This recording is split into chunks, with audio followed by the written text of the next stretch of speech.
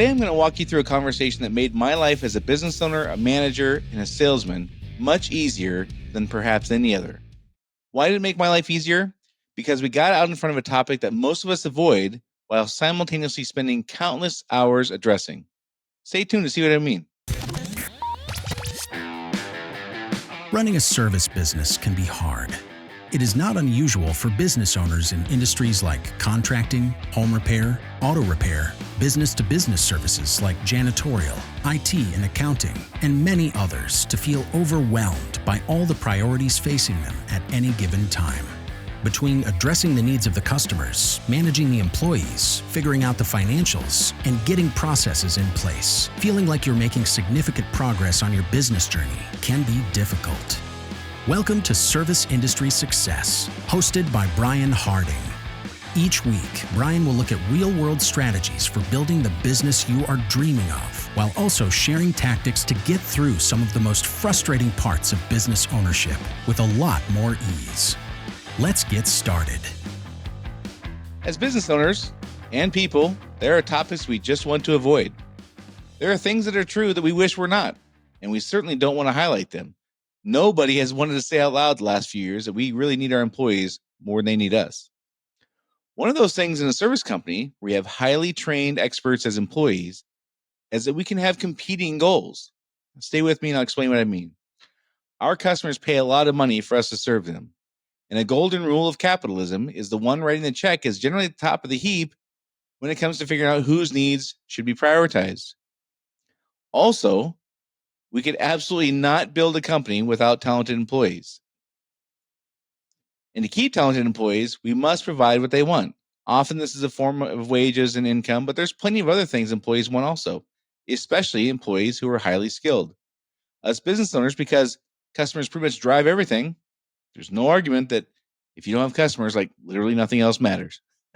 So because of this, we tend to believe that the customer's needs should come first. And I support that. I get it. I fully agree with that. Employees, though, can believe that because nothing would happen without them either, their needs should be elevated and their needs should come first. And there's times where I agree with that too. So you've heard me talk before about the three-legged stool. This is kind of where that comes in. Like, yeah, you can have a company with no employees and only customers. So I get that customers come first, but you can't build a company that gives you freedom without employees. And employees who are willing and able to do the right thing when nobody's looking, so you can delegate decision-making to them so you can go do other things. So in my book, that's just as valuable as the customers. So that's where the three-legged stool comes in. If the employees aren't happy, the stool falls over. If the customers aren't happy, the stool falls over. So of course you would give an edge to the customers by just a little bit because they are the ones writing the checks, but it's not a wide margin in my book. And our employees are people. And again, sometimes they want their needs elevated, and not having clarity on that, on what that relationship should look like between us serving the customer and serving the needs of our employees is one of the things I think causes the most friction between employers and employees, because it's never really talked about. And you can have employees who have a belief that their needs should go a little bit higher in the scale, and employers who think that their needs should be lower. And that friction that's never talked about is really what drives a lot of the misunderstanding and the employees not following processes and procedures and doing the things we need. So there's no question for employees, and even for us who did the trade that we worked in or whatever craft that we're in, a lot of us did the work before we became business owners. There's no question it feels really good to be the smart person who can fix the thing. There's just no getting around that. It feels really good to showcase our certifications and our expertise, and pretending like it doesn't or shouldn't doesn't change that fact one bit. It is human nature to elevate our needs over others. This manifests itself in many ways at work. So, for example, you could have the manager who doesn't like conflict, who will leave that unpleasant situation in the department. Just leave it there because they don't want to risk being the one who's not liked for stepping in and resolving the conflict. It'll just work itself out, and I don't have to put myself in that situation where I might be the one who they get mad at because I need to be liked and I don't like conflict, and I'm just going to put that off on everybody else to figure out. It's not fair. It's not right. As a manager or leader, that's absolutely, in my opinion, an inappropriate thing to do. Happens all the time. It's also, you can see with employees who have very high skills and seem to believe that there's some rules about communication or whatever that just simply don't apply to them. Those rules aren't meant for me. I have such high skills that I'm such in demand. So in demand that they don't mean me when they talk about that stuff. They're talking about the new guys. They're talking about the guys who don't bring in the revenue I bring in or don't have the skill set that I, or the special license or whatever, putting their needs above someone else's. There's a salesperson who leaves out the details so they get the sale and leave the unpleasant task of explaining the details, the fine print, to the installer because they need the sale. They don't want to risk not getting the sale. They got their bonus to hit or whatever. I mean, just in business, there's endless amounts. In life, there's endless amounts of examples where we put our needs above others. And having wildly different expectations of how to balance addressing the customer's needs and addressing the employee's needs is one of those things that will ultimately lead to a separation of the employee and the company if that divide is wide enough. And the path between where we're at now and that separation is really unpleasant sometimes. And we find ourselves going, what is going on? Why won't this person just do this thing? And this is one of those reasons when we walk around scratching our head or pulling our hair out saying, why don't they get it? This is one of those things that we just never talk about. That is a thing. Well, starting several years ago, this is probably 10 years ago, I suppose, maybe more. Maybe less. I don't, probably 10 years ago. We were in a position where we couldn't afford to lose employees for any reason. We were a young company growing. We were trying to recruit people, and we couldn't risk losing people. We had to retain everyone we could. And it became clear this was a thing in our industry where there's just a different perception of what level should be, what that balance between serving the customer and recognizing the employee or addressing the employee's needs were. And it just became clear it was a thing. So I started talking about it, or I tried talking about it. And it became an ongoing conversation that provided tremendous clarity in how our team saw the relationship with the customer. And I'll tell you, this is one of those things I just completely stumbled upon out of desperation, like we do with many things. And it provided so much clarity.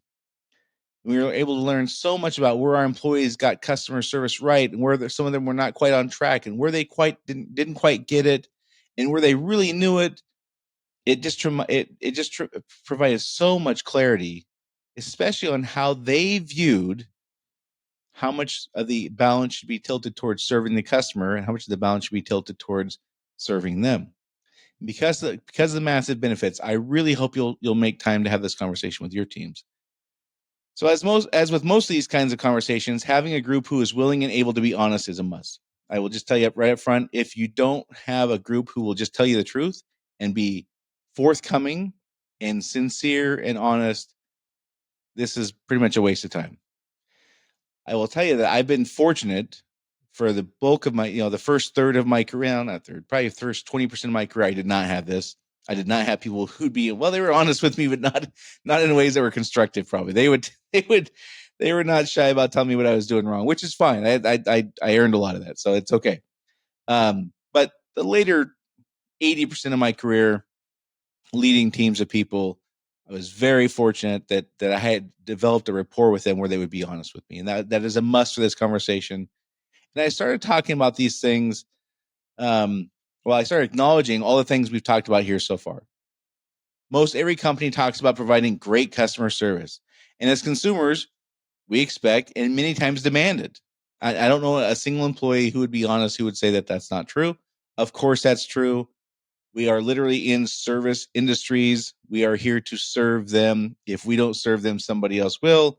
If we don't give them a compelling reason to call us instead of brand X, they will call brand X. It's kind of that simple. And as consumers, we know we want our needs put first. We've probably all not bought something because we felt we weren't taken care of well enough. We've probably all been in a situation where we just walked out like, hey, these guys don't get it. They don't get me. They don't care about me, whatever. All of us can get that. And this is kind of the opening bit into the conversation for me was, do we all recognize this is a thing? As consumers, we have this expectation and our clients are no different. And as service providers, as well-trained experts, and as people, we have needs too. It feels really good to be the smart person who has all the expertise. It feels really good to be competent and capable and be the person they need to call when they're in this desperate situation or this very unpleasant situation or this knowledge that they don't have, and they have to call somebody like me, and I have this knowledge, I have these abilities to fix this problem that puts them in this very unpleasant situation that they're in. That's a thing too. And pretending like it's not is a waste of time, I think. Like, it just will steer us down the wrong path. And there's a certain degree also of reassurance that potential customers may need to feel to be certain we can solve their problem. So we do need to talk a little bit about our certifications and our expertise and how we have experience solving their problems. And we do have to do some of that in most cases. And we can do that too much and turn people off, because those conversations, if not framed in a way of how I can help serve you, the customer, become about, look at me and how great I am. Look at all these certifications I have. Look at this. I've been doing this for 27 years. Aren't I awesome? And the customer doesn't care about that stuff. Customer cares how you can help them. So yes, it feels good to have all this expertise and to showcase our certifications and showcase our capabilities. And we have to have a reasonable, give the customer reasonable assurance that we're the right ones who can solve their problem. And yes, we can push that too far and turn people off, because the conversation become about me instead of how we can best solve their problem. Very different conversations when I'm framing it about, I understand your problem and here's how I've solved your problem before, and here's how I can help you because I've solved your problem before, versus, thank you for calling. I've been doing this 27 years. Here's a list of my certifications. I see this stuff all the time. Like, those are very different conversations. And I didn't rush into this conversation with my team. This was not a one and done thing. It wonderfully evolved over the course of months. And it became a go-to topic that was woven into many other topics, like the customer journey. We talked about the customer journey. Like, here's what we want the customer. Here's where they start. Here's what they're going through when they meet with us. Here's what they're thinking. Here's what they're feeling. Here's what they're doing when they meet with us. And here's what we want them to be thinking, feeling, doing at the end. And how do we balance what we want and what they need and what they want along the way? Here's our primary functions. Here's the things. If we don't get these things right, nothing else matters.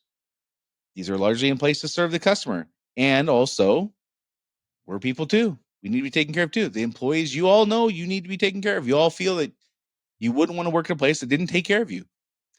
We have risk and liability stuff to avoid. We have sales and performance standards. We have all these things happening all at once.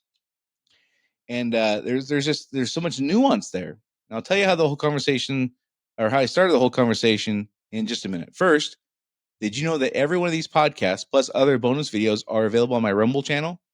If you prefer video to audio only, that's a great place for you to check out all of those videos. It's easy to find. Just go to rumble.com and type in service industry success in the search bar.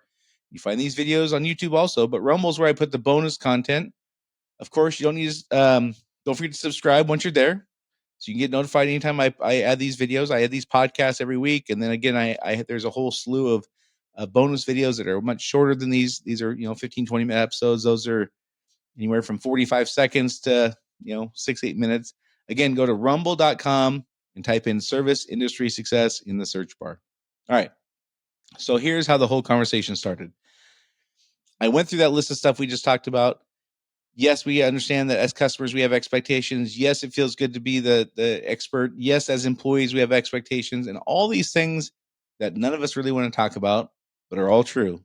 And then I just asked, how would you describe success as it relates to how we should serve our customer and also get to be recognized as the expert? How should we balance those things? And I stopped talking. And there was an awkward pause, an awkward silence. And then it started slowly. And it continued. And it built. And next thing you know, we're having a very robust conversation about what it meant to us to serve our customers, what it meant to each individual, like how they perceived when they were doing a good job, and why it mattered to them that they be a good provider of customer service, and why they thought it mattered to our customers that we did that kind of stuff. It started a wonderful conversation about that, how we would know we were doing it correctly, besides how many sales we got, and how many complaints we got, and how they wanted to be recognized, and how they recognized sometimes that they had taken it too far, and they started talking about themselves and not the customer's problem, and how that had negative consequences. Maybe they didn't get that sale, or maybe there was some friction with them and the customer or whatever. And it just opened up a wonderful conversation that allowed us to be honest and be human. Because again, just because we don't talk about this doesn't mean it's not a thing. It gave them a chance to explain what their expectations were and what they thought the company's expectations were and what they thought the customer's expectations were. And it also allowed them to talk about what the boundaries were, what their boundaries were, what the customer's boundaries were, what the company's boundaries were. It was a fantastic conversation where I just got to learn how they saw this stuff. I got to learn where they had it 100% right and where they were really close and where they kind of missed the boat entirely. It was a fantastic way for me to figure out and learn how they perceive that balance of, the company needs to take care of me, the customer needs to respect me, and I need to serve the customer and I need to take care of the company. Like, how do they describe that balance? It was wonderful to figure out how they saw that. It was wonderful to have that conversation ongoing. And it really became helpful when we hired new people because they would tell us right away who was not going to fit. So after it got going, I was just able to sit back and listen to the team and discuss the things that I had previously, only hoped that they would understand. I would interject things here and there that I could not possibly have interjected before because there was no context. It would make no sense for me to throw these things in, talking about this balance and things like that if we hadn't had this conversation going. And I didn't have to do anything because they were passionate and engaged because we were talking about them and what they wanted and what they thought their responsibilities were and what their obligations were and experiences they had. And they were talking about, their needs as well as achieving a collective goal and being able to showcase their expertise and talking about, like, listen, we're human. We all have this, but also we got to keep it in check because we do have to serve the customer. We do have to take care of the company, etc. And again, later on, it helped us quickly identify people that we hired who were absolutely not a fit. People would come back and say, hey, that conversation we have about, like, customer service and how we balance serving the customer versus balancing that's not going to work. I think one guy came in like the afternoon of the first day with the new hire. Like, this is not going to work. Sure enough, he was right. But we had context to have that conversation. No way that conversation could have had where that employee could have come in and said, hey, this new hire is just not going to be a good fit. No way that could have happened if there was no context for it to be stated and explained in that way. It also helped with our sales because we could tell potential customers how they described how we serve them. So it's one thing for me to, as a business owner and a salesperson, go, well, here's how we serve you. It's a whole different thing to say, here's how our employees describe serving you. Not just what I say as a salesman and a business owner. So I'm not going to tell you all the wonderful specifics we came up with. There's tons. This is not an exercise to get your team to come up with the same conclusions my team came up with. It really is an exercise to get clarity on the things that there's tremendous amount of disagreement on, because these are like unspoken things. And simultaneously, we have tremendous frustration. And this is at the root of it. The root of this is they have a different expectation what that balance is supposed to look like than what we do. And we never talk about it. And then we're just really frustrated. And this is one of the reasons employees, quote unquote, don't get it, is we have a different expectation of how much balance should be shifted towards taking care of the customer. And they have a different expectation, thinking more of it should be shifted towards recognizing them and taking care of them. And if we never talk about it, we can never address it. We can never repair what's not working. We can never come to agreement on how it should be. And instead of having our quiet little corners that we live in and never really talk about this stuff. So I hope this is helpful for you. I hope you do it. I tell you, this is one of the greatest conversations we ever had. It was an ongoing conversation for years. And it was great to give them the ability to just be human and express this. Yeah, we do have these needs because we're human. This is how we're wired. Like it or not, this is how we are. And we also got to serve the customer. So what's that look like? It was awesome. So don't forget to go to rumble.com to see some of the short bonus content videos available there. If you haven't had a chance yet, subscribe or follow so you get this podcast every week. Share this with a friend or colleague who's a business owner, service industry. You have a friend who says, my employees just don't get it. This could be one of the reasons. Share this episode with them. See if this doesn't help them out. Also, if you haven't had a chance yet, give us a ring review. Thanks to the folks who have. And hopefully, if you have 2 minutes, you could do the same. And that's it for this week. And I'll see you all next week.